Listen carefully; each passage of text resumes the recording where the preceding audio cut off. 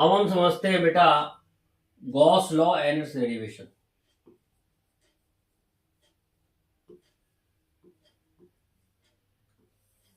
Gauss law क्या है और इसका डेरिवेशन क्या है? Total flux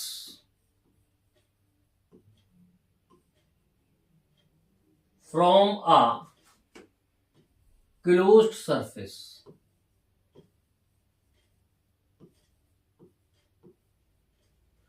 total flux from a closed surface is equal to 1 upon epsilon naught times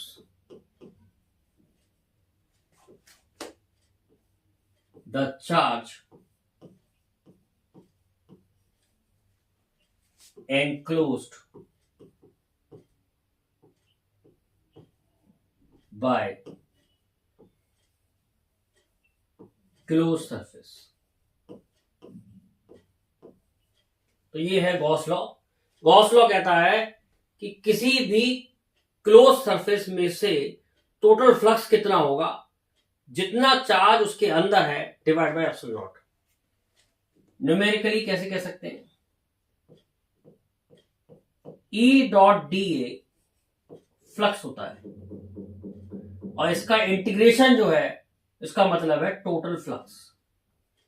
और ये जो गोला बना है क्लोज सरफेस के लिए बनाया है, यानी total flux from a close surface कितना होगा, जितना चार्ज क्लोज सरफेस के अंदर होगा divide by epsilon. For example, जैसे ये क्लोज सरफेस है और इसके अंदर दो चार्ज रखे, एक चार्ज बाहर रखा है, तो टोटल फ्लक्स मैंने फाई से लिखा है, टोटल फ्लक्स कितना होगा, जितना चार्ज इसके अंदर है उसका सम। अंदर वाला चार्ज लेना है डिवाइड बाय एप्सिलॉन नॉट। अंदर वाला चार्ज लेना है, बाहर वाला चार्ज नहीं लेना है, अंदर वाला चार्ज लेना है डिवाइड बाय एप्सिलॉन नॉट। तो ये है हमारा गॉस लॉ।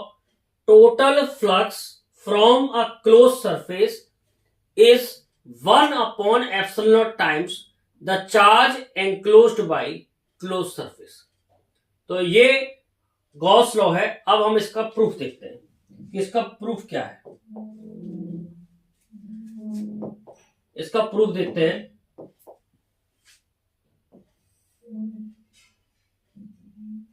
अब हम इसका प्रूफ देखते हैं। प्रूफ कैसे करेंगे इस बात को कि गॉस लॉ का प्रूफ देखते हैं। मान लो कोई चार्ज रखा है Q,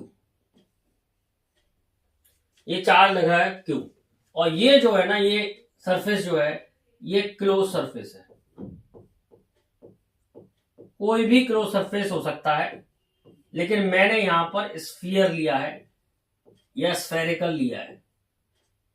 क्लोज सरफेस स्फीयर लिया है मैंने। अब मुझे ये प्रूव करना है कि इसमें से जो टोटल फ्लक्स होगा वो होगा जितना चार्ज इसके अंदर है डिवाइड बाय एप्सिलॉन नॉट। तो सपोज मैं यहां पर एक छोटा सा सरफेस कंसीडर करता हूं।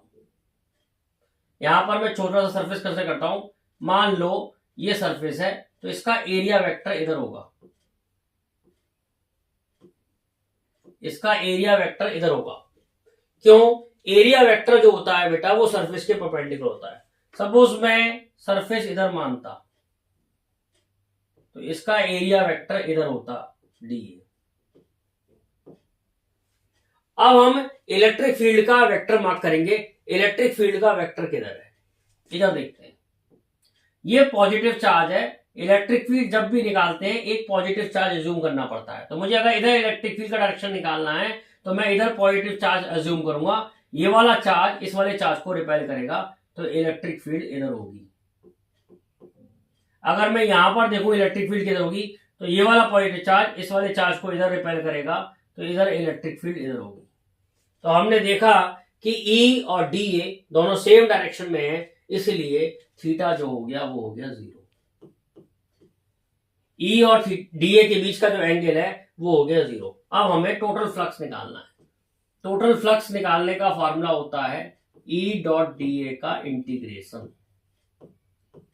ये हमें सॉल्व करना है टोटल फ्लक्स। फ्लक्स को मैंने फाई से लिखा है, फ्लक्स को मैंने किससे लिखा है, फाई से, टोटल फ्लक्स। अब मान लो इसका रेडियस स्फीयर का आर है, तो इस पॉइंट पे इलेक्ट्रिक फील्ड कितनी होगी, तो हम इलेक्ट्रिक फील्ड का फॉर्मूला लगाएंगे, इलेक्ट्रिक फील्ड का फॉर्मूला लगाएंगे, पॉइंट चार्ज की इलेक्ट्रिक फील्ड का फॉर्मूला लगाएंगे। और पॉइंट चार्ज की इलेक्ट्रिक फील्ड का फॉर्मूला होता है 1/4πε0 Q/r²। और r जो होता है पॉइंट की दूरी होती है चार्ज से, तो यहां पर जो डिस्टेंस है वो r है, और पूरे स्फीयर के लिए r ही रहेगा, तो r एक कांस्टेंट है। अब डॉट प्रोडक्ट खोल रहे हैं, डी ए और E और डी ए के बीच का एंगल जो है वो 0 है। E और डी ए के बीच का एंगल कितना है बेटा, 0, तो E और डी ए के बीच का एंगल 0 है। अब हम कॉमन ले लेते हैं, जो चीज कांस्टेंट है वो बाहर रख लेते हैं, 1/4πε0 बाहर आ जाएगा, Q बाहर आ जाएगा, कांस्टेंट है, r² बाहर आ जाएगा, अंदर बचेगा डी, अंदर क्या बचेगा बेटा, डी, और cos 0 की वैल्यू क्या होती है, 1। तो डीए हमने स्मॉल एरिया लिया था सरफेस यहां पर, दिस इज डीए। अब डीए का इंटीग्रेशन मतलब टोटल एरिया ऑफ स्फीयर, और टोटल एरिया ऑफ स्फीयर क्या होता है,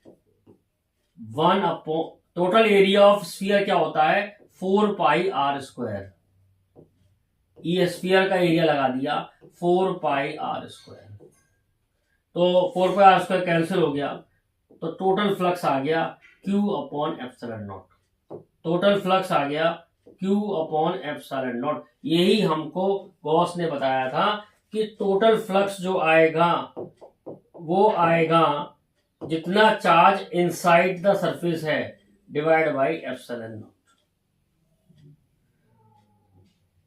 जितना चार्ज अंदर है डिवाइड बाई ε0। तो ये गॉस लॉ का प्रूफ है, सिंपल सा प्रूफ है, आप इसे याद कर सकते हैं कि गॉस ने कैसे प्रूफ किया कि टोटल फ्लक्स कितना होगा, जितना चार्ज उस सरफेस के अंदर है डिवाइड बाई ε0।